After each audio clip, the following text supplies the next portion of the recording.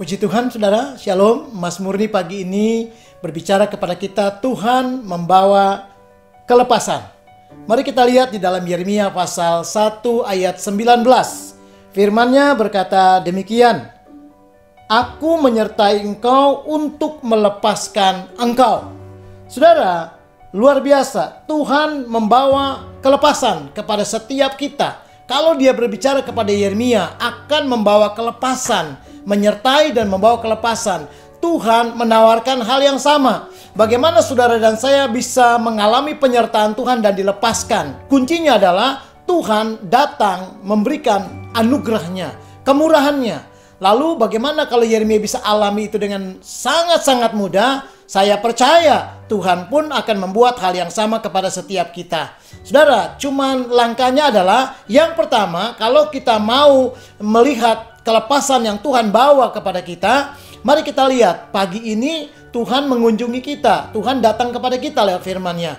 Saudara, caranya adalah waktu kita mau mengalami kelepasan daripada Tuhan, karena Tuhan membawa kelepasan, saudara, biarkan kita dipenuhi dengan Roh Kudus. Itu yang pertama.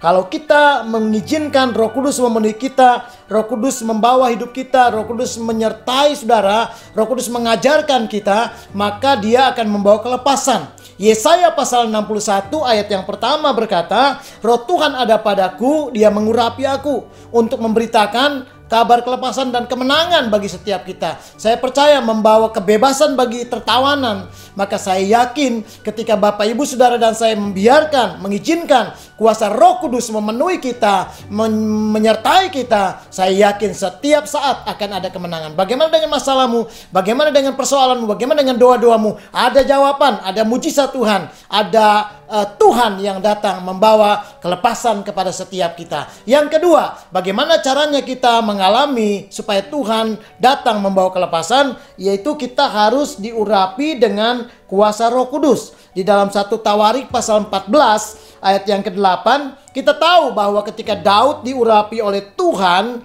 saudara, Roh Tuhan mengurapi Daud, pada waktu itu musuh-musuhnya bangkit menyerang untuk berperang dan mengalahkan Daud. Dan setiap kali Daud berperang, selalu mengalami kemenangan. Tidak pernah Daud mengalami kekalahan.